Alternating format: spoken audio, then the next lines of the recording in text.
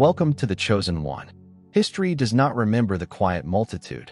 It recalls the moment they yelled. For years, you went through storms that no one acknowledged were occurring. You were deceived in broad daylight, but the audience ignored your agony as if it were an optical illusion. But allow me to tell you something terrifying. More than half of whistleblowers suffer reprisal for sharing the truth rather than lying. It's too early. Sounds familiar? You were not insane. You were early. You weren't too loud. You were just too accurate for a society addicted to denial. And now, the same throng that abandoned you during your crucifixion is returning with megaphones. The quiet has broken. The dam has broken. And those who previously questioned you are now marching not just with you, but because of you. Let's get genuine. It is poetic. The same people who earlier ignored your calls for justice are now repeating your words as gospel and behaving as if they always knew. Cute, right? However, this is not about petty vengeance or public approbation. This is about the heavenly response to years of spiritual gaslighting. This is the season when heaven says enough. So buckle up, the chosen one, because in this episode, we are no longer whispering. The crowd is increasing, and this time, they're loud, proud, and late for the party. You began with quiet. Let's dig in. Number 1. People finally recognize you as the villain. It was just the mirror that made them uneasy. They finally realized you were never the villain. It was just the mirror that made them uneasy. People like discussing the truth until it appears in human form. And it was who you were. Not a danger, not an issue, not an enemy. They weren't prepared to see themselves through you. You didn't even need to say much. Just by being yourself. You become the mirror by being authentic, profound, and self-aware. They were unable to flee. You mirrored their dishonesty, envy, feigned friendliness, and fear, and their ego-driven decisions. Instead of confronting what they saw, they blamed the mirror. They called you too much, too sensitive, too emotional, or too theatrical. Not because you were, but because your presence made their masks seem too tight. You awakened something old in them. Truth. They've been running away from you because you called out spiritual sloth by simply walking with intention. You revealed manipulation by refusing to submit to it. For a long time, they bought into the lie that you were the issue, because it was simpler than evolving. But time has a way of revealing what flattery and gaslighting attempted to conceal. Now, the same people who regarded you as a disturbance are understanding you were a divine disruption. You were intended to cause awakening, not turmoil. And they are waking up. People are gradually saying things like, "They were right all along," or "I didn't understand it then, but I see it now." It's more than simply you being vindicated. It's about people realizing how they contributed to your crucifixion because they weren't ready to confront themselves. It's about acknowledging the hurt they did by rejecting what was intended to help them develop. And that is why they are rising today, not just to defend you, but also to face themselves. What you represented is now being recognized, not because you changed, but because they did. And, although they may never completely comprehend the weight you bore or the restraint required to tolerate their misunderstanding, one thing is certain. They no longer perceive you as the villain. They perceive you as the mirror that they previously smashed. However, there is a greater need today than ever. Number 2, the same individuals who remained quiet are now plagued by their inactivity. The same folks who remained quiet are now plagued by their inactivity. They saw what was happening to you. Perhaps not every detail, but enough to realize something was wrong and feel the unfairness. Enough to make you feel a gut tug. However, this is not right. But they kept silent. They chose comfort over boldness. They decided not to become involved. They didn't realize that their silence constituted its own type of engagement. And now, that quiet is louder than any falsehood said about you. They believed they were safeguarding their calm. What they actually did was safeguard the illusion, the veneer of civility that enabled cruelty to grow unabated while you were ostracized, slandered, broken down, or deceived. They persuaded themselves that it was none of their concern. But time has revealed everything, and the stillness they cloaked themselves in has turned into remorse. You know, stillness always comes at a cost. And for some, the cost comes in the shape of restless nights and painful memories. They recall your expressions, your wordless pleas for aid. They recall instances when they could have spoken out or defended. You reached out but opted not to respond. And the shame of it stings more now that they know who you really were. Not the villain, not the issue. The one who kept it together despite being ripped apart. They are not tormented because you failed. They are plagued because you did not. You rose nonetheless. Because you recovered in front of the same throng that had abandoned you. Because you are still standing. Not as a victim, but as a silent storm that revealed the truth. Does not need an audience to thrive. Now they want to put things right. Some people will speak up. Some people will openly support you. Others will do so secretly, too embarrassed to say how badly they let you down. Only one thing is certain. They're silent. They understand that it will cost them something. They did not just watch you suffer. They saw themselves fail. A test of allegiance, honesty, and fundamental humanity. And the weight of it will stick with them much longer than any rumor. Did you? Number 3. Your seclusion served as a wake-up call for them, not your failure. They felt leaving you alone would shatter you, so they pulled away, remained mute, or pretended you didn't exist. You would ultimately disintegrate. They saw your seclusion as weakness. They didn't comprehend, however, that solitude is where selected ones are honed rather than wrecked. While they waited for your demise, you were realigned. You were shedding previous incarnations of yourself, detoxing from their projections and reconnecting with the most profound aspects of your soul. Initially, the quiet was awful. You questioned everything. You wondered if you were mad, whether you had done something wrong, and if you deserved it. That was how deep the emotional sabotage had gone. But something tremendous began to change. The more they moved away, the closer you came to the truth. You recognized that their absence was not punishment. It was for protection. It allowed room for you to see clearly, think freely, and break free from emotional manipulation masquerading as love. The folks who went away felt they were taking something from you, but they were really giving you the greatest gift, clarity without the commotion you saw. Who was genuine, and who was just riding the wave of your brightness without distractions. You knew who you were before you learned to shrink.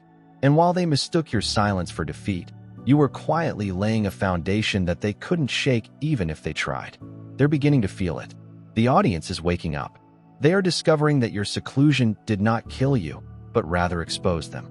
It demonstrated how easy individuals forsake things they don't comprehend. It demonstrated how eager people are to follow the majority, even when it is incorrect. And it revealed how powerful you really are, because you rose from a position that most people do not recover from. Your seclusion did not kill you. It exposed you to the version of yourself that does not need praise, affirmation, or support. And that version? That's who the audience is now cheering for. Because the stillness that once enveloped you has transformed into irrefutable evidence.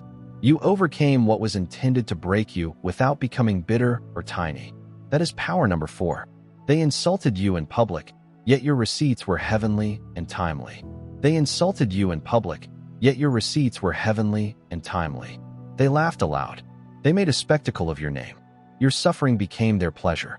They took your narrative and ran with it. You were certain that you lacked the authority and platform to defend yourself. They gave their version first, knowing that people prefer to trust the loudest speaker rather than the truth. And you stayed silent not because you were weak, but because you had been spiritually ordered to wait. You did not need to reveal them. Time was already gathering evidence while they were busy acting, chronicling their lives, and making illusions. Heaven was filming everything. Every discussion, every betrayal, and every false charge was being saved not for revenge, but for justice. Divine timing does not hurry to cleanse your identity. It waits till the quiet is deafening. Until your absence begins, ask questions no one can answer. And now the receipts are arriving, some in the form of real evidence. Screenshots, messages, eyewitnesses, whistleblowers, and other forms of divine interruption. Unexplainable changes, unanticipated exposes, spiritual downloads, and encountering individuals who previously condemned you mercilessly. The truth is no longer hidden. It isn't even knocking. It is busting through doors. People are surprised, not because you were correct, but because you never used filthy tactics to show it. That's what's driving their ascent.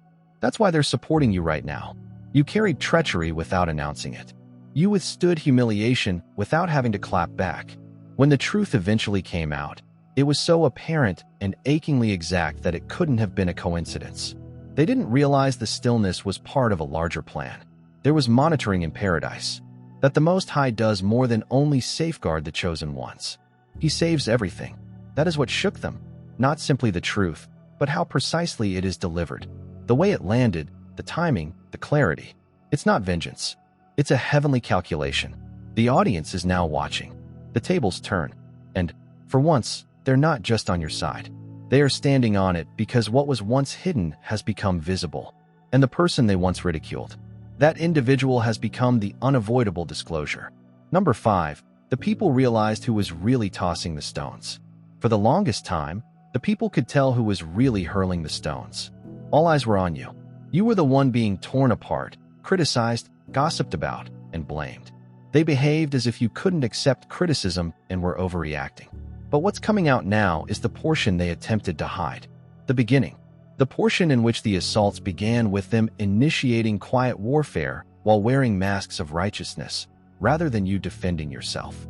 They came at you clean, smiling in your face, praying in public, citing scripture, and using spiritual language as a disguise to conceal their brutality. But, behind closed doors, they were slandering you, isolating you, and having others doubt your integrity while seeming to be worried. And since they dressed appropriately, said the correct things, and had the proper connections, the audience first believed them. However, even when deeply buried, the truth has a weird way of rising to the surface. And now those who formerly stood on the sidelines are asking the appropriate questions. Who initiated all this? The same people who seemed to be attempting to assist are now being exposed for who they really were. Manipulators, instigators, and saboteurs hidden behind spiritual jargon and phony smiles, which startled everyone. It wasn't only that stones were being hurled. Who was tossing them? The ones who always seemed serene. Those who spoke the loudest about grace and humility. Those who were fast to respond. Let us pray about it while poisoning others behind your back. Now the masks are slipping off. The audience is now focused on who cast the first shadow, rather than who yelled the loudest. It's no longer about minimizing damage or just moving on.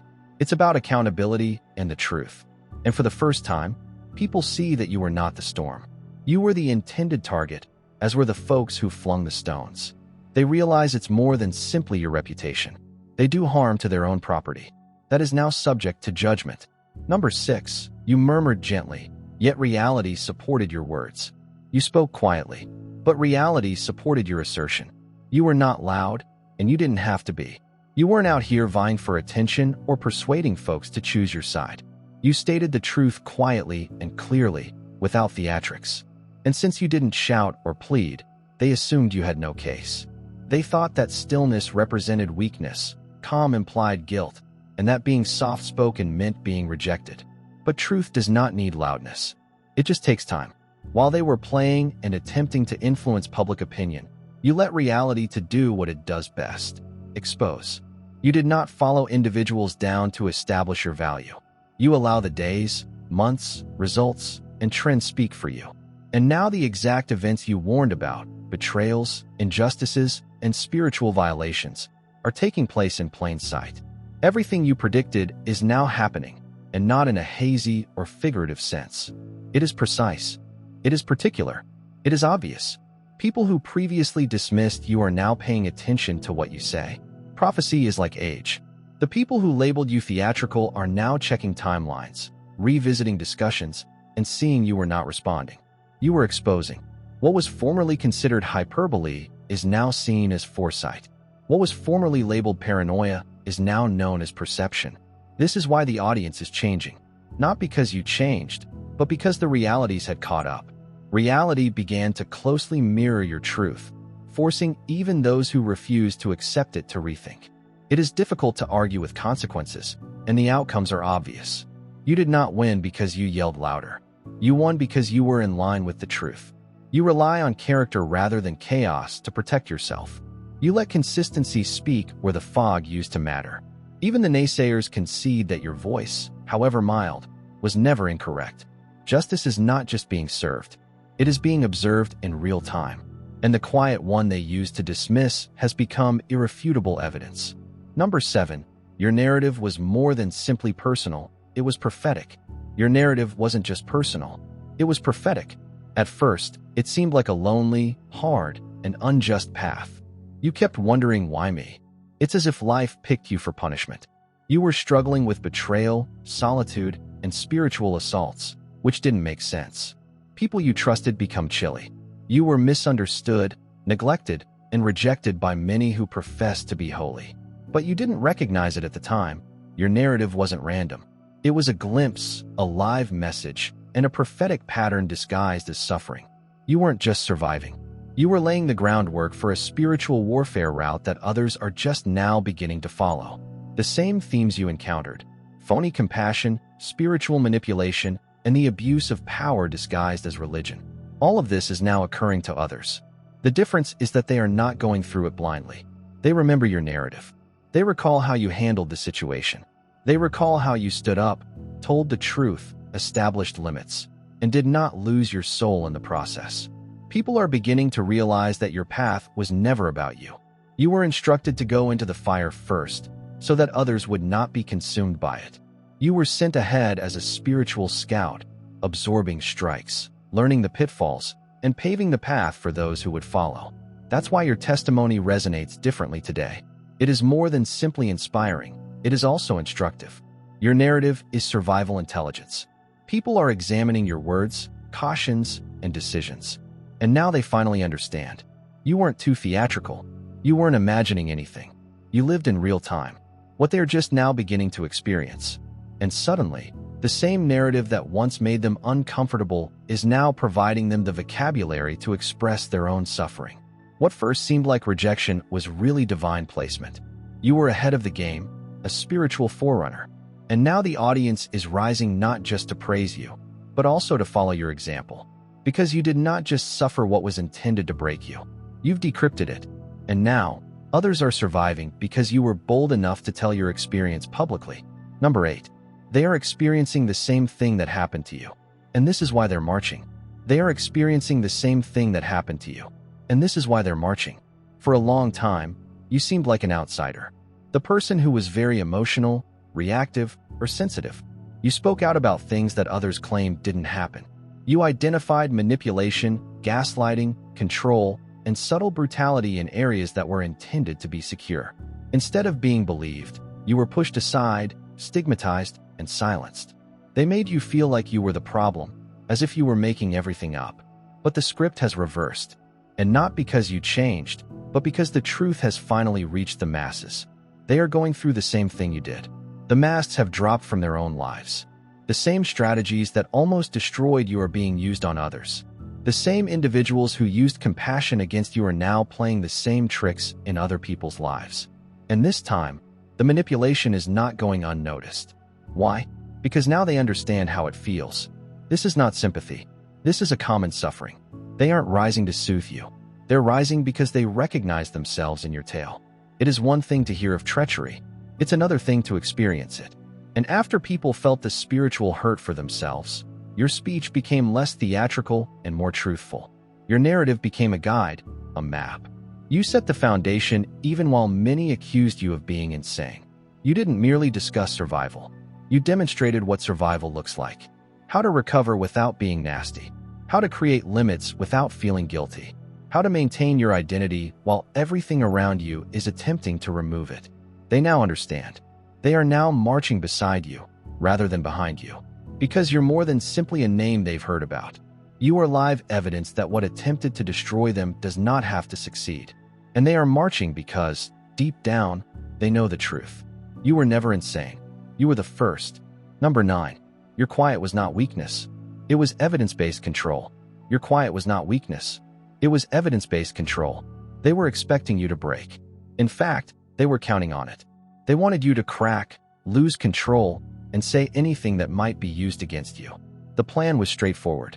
Provoke you just enough to make your response seem like the issue. They stayed back and pretended to be innocent. But you did not fall for it. You did not give them the outburst. They could spin. You did not create a situation for them to point fingers at. Instead, you maintained silent. And the quiet was not passive. It was strategic. You choose observation over conflict. You were watching. You listened. You made mental notes as they underestimated you. Every lie, insult, and manipulation. You were collecting it like receipts in a folder entitled Truth, spinning as they were telling their version of the tale. You were building your case not for vengeance, but for revelation. People mistook your quiet for capitulation. However, you never retreated. You were recording. You weren't silent because you were terrified.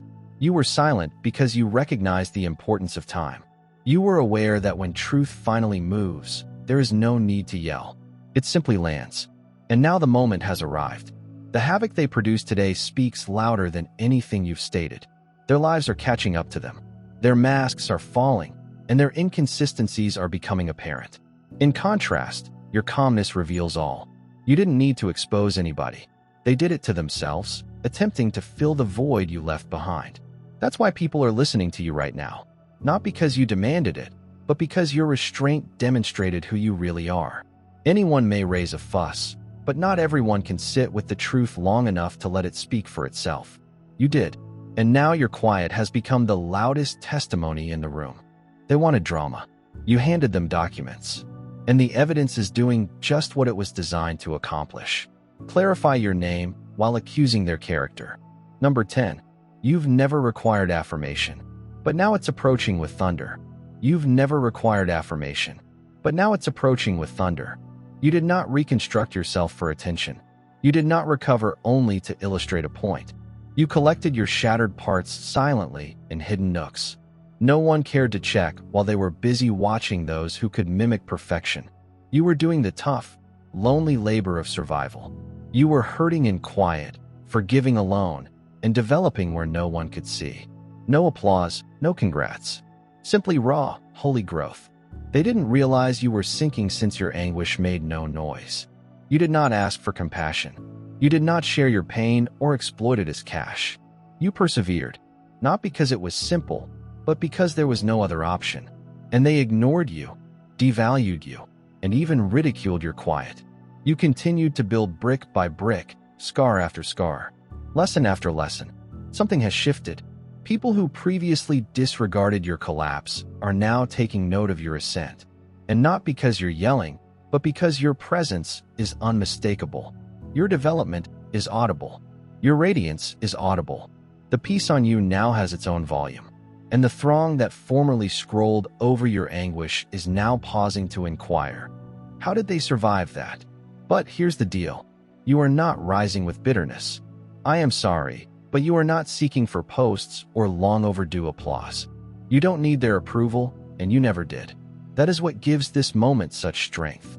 You were not waiting for their approval. But now that it's here, it's loud, forceful, and respectful. People who previously misunderstood you are now citing your wisdom. They're referring to your adventure. They're watching whether or not you asked for it. Since your progress has become difficult to ignore, the ashes they discarded are the same soil from which your mission developed. And now they've gathered not just to see your homecoming, but also to learn from it. You were unmistakable not because you yelled, but because you remained yourself, grounded, and allowed your resurrection to speak for itself. A number. Your anguish became their playbook. They now owe you respect. Your anguish became their playbook.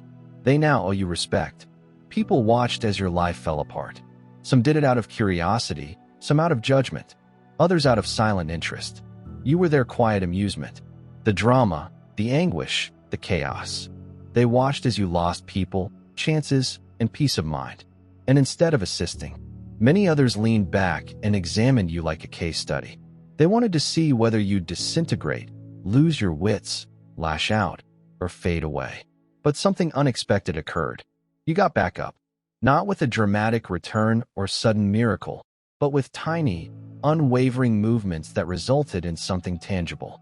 You recovered in front of those who wanted to see your failure become permanent. You stood up for yourself when no one else did. And when you ascended, they took notes silently and with wide eyes. They witnessed how you handled betrayal with limits, how to rebuild without vengeance, how you may transform your wounds into knowledge. What they refused to acknowledge is that your suffering taught them more than any self-help book ever could. They began emulating your thoughts, echoing your language, and following the trails you made through fire. They noticed your blueprint. Not just the highlight reel, but the whole raw behind-the-scenes structure, complete with sweat, solitude, and sleepless nights. And now they're wandering about, using what they've learned from observing you. Some are even achieving success with the exact knowledge they derided while it was still wrapped in your anguish. They did not only observe your struggle, they borrowed from it. They absorbed your survival strategies like silent pupils at a school they never admitted attending. Whether they say it aloud or not, they understand that they owe you respect, not because you demand it, but because your influence can be seen throughout their growth. You weren't just surviving, you were setting the standard. And now that they're prospering on the foundation you created in silence, the least they can do is pay tribute to the one they silently studied while pretending not to notice. A number. You were the seed that they sought to bury, but you grew into the root that holds the land together. You were the seed that they sought to bury, but you grew into the root that holds the land together. They believed they were done. They cut you off, tarnished your name, and slammed every door in your face. They figured it was the end of your storyline. They interpreted stillness for surrender, solitude for collapse. They didn't comprehend you weren't vanishing. You were evolving beneath in areas they couldn't see. You were taking roots softly, profoundly, and strongly, while others laughed on the surface. You were being altered below it. Every insult weakened your resolve, and every treachery strained your capabilities. Every lonely night became a school, teaching you how to develop without validation, how to rely on yourself rather than others, and how to create stability. No storm could shake. What seemed like defeat was really depth. You were going down so you could go back up strong and remain up. Now that the fruit is beginning to reveal the serenity, confidence, breakthrough, and strength in your presence, those who formerly neglected you are in awe because you did not return seeking vengeance. You returned anchored, stable, and grounded. You become the very thing that has now stabilized as others. Even those who attempted to bury you realized they did not destroy you. They planted you. The audience is increasing now that they have seen the facts. You didn't only survive, you also preserved your knowledge, narrative, and power. It feeds humans, providing guidance, inspiring them. They are showing up, not just to apologize, but also to respect what they had previously overlooked. They now realize that while everyone else was pursuing clout, you were constructing a legacy right under their feet. What they attempted to stifle has become the very voice that binds others together. What they attempted to destroy has become the basis upon which so many people now stand. You're no longer merely a survivor. You are a root system that bears the weight of others who are just now starting to grasp what you have gone through. They're not simply watching anymore. They're watering because what they attempted to bury has become holy and unstoppable. A number. They didn't expect you to outlast the story, but you changed it. They didn't expect you to survive the story, but you revised it after they lied to you. They anticipated the tale to stay. They believed their version would become your identity. They portrayed you as the antagonist, the unstable one, the failure, the phony. And they said it so often and with such passion that even people who had never met you believed it. That is how certain they were that you would not survive their slander campaign. They did not only strive to harm your reputation, they attempted to make your failure a permanent headline. But you accomplished something people did not expect. You continued living. You kept healing. You kept climbing. Not to prove them incorrect, but to be loyal to who you are. You refused to shrink to suit the false picture they manufactured. You did not waste your time clapping back or seeking acceptance. You accomplished something far more powerful. You allowed the truth to emerge via your deeds, energy, and calm constancy. The audience is rising now because what they are witnessing contradicts the story they were told. They are watching you go in, grace, and you have every right to feel furious. They are seeing how you walk with serenity, not pettiness. You did not return with the intent to ruin anybody.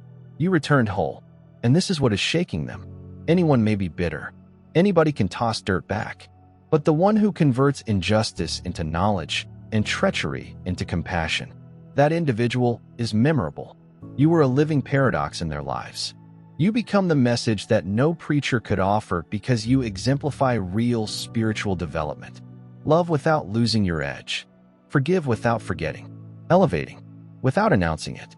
Your life preaches a message that exposes flimsy religion, phony apologies, and theatrical purity. They believe they scripted your finale, but you changed the whole story. Not with vengeance, but with revelation. And now the audience is waking up to not just your truth, but also to the existence of love, integrity, and divine justice.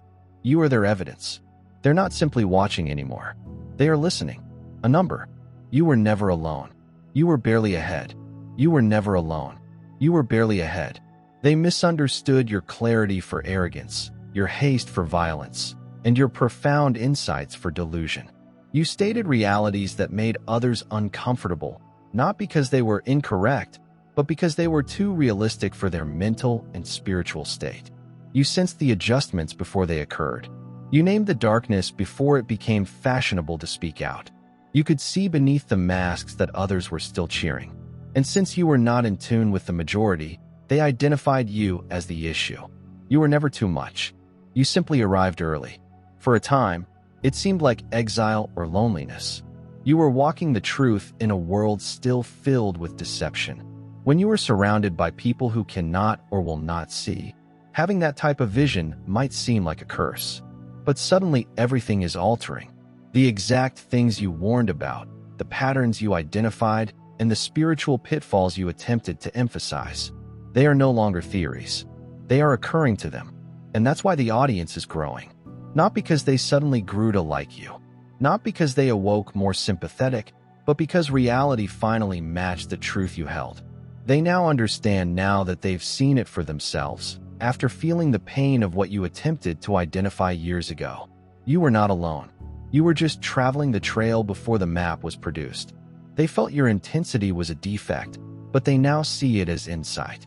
They felt your depth was unneeded, but now they're drowning in shallow waters, seeking what you've always held. They did not alter their views. They caught up. Here's the beauty of it.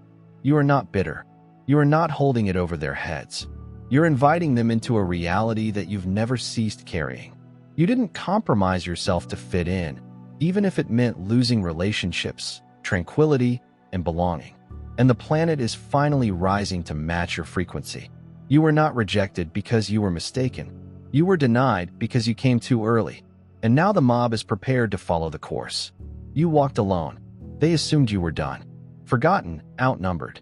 They didn't comprehend, however, that you were always in harmony. You were not abandoned. You were positioned. Everything they attempted to bury became the dirt that nourished your roots. And now there's evidence everywhere. You suffered the slander. You endured the stillness. You maintained your composure as they caused havoc. And you didn't just endure the story. You rewrote it with grace, depth, and God. The throng that formerly glanced away can no longer ignore what is in front of them. They are not only watching your comeback. They are rising in celebration of it. Not because you deserved acclaim, but because your life exemplifies divine timing, spiritual purity, and unwavering tenacity. This is more than just being vindicated. This is about legacy, regarding the rippling impact of your endurance. About the reality that people are finally waking up to not just what was done to you, but also what they neglected to see in you. And now they're not only standing up to protect your name, they are rising because your adventure restored their faith. You did not need a crowd to be picked. However, when the mob catches up, they are approaching with strength rather than pity, prepared to stand by the very truth you carried alone. And that truth is unshakable. So move confidently, talk plainly, and don't cower. Because what they despised in isolation is now revered in revelation. You were never too early. You were right on time. And suddenly the globe is rising to meet the pace you've been maintaining all along.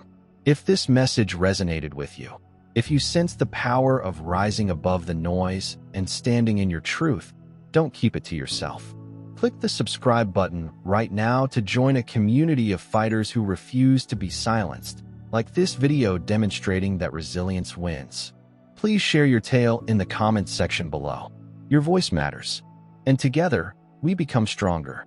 Please share this with everyone who needs to hear the truth today. Because as the throng increases, everything changes. Your breakthrough begins here. Let us rise together,